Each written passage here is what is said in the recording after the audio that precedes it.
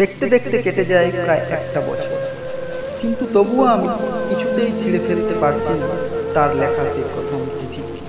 কারণ আর চিঠিটির মধ্যেই বর্ণিত আছে আমাদের ভালোবাসা নামক উপন্যাসের প্রথম পরিচ্ছেদ।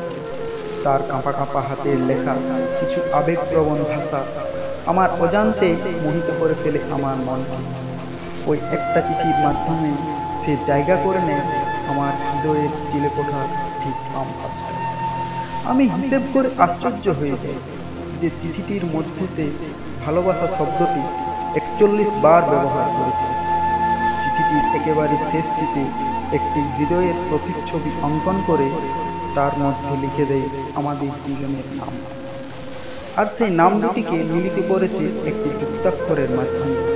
তারপর লেখা শেষে চিঠিটির ঠিক মাঝখানটায় প্রতিস্থাপন করে তার গোলাপের পাপড়ির নেই ঠোঁট দুটির প্রতিবিম্ব।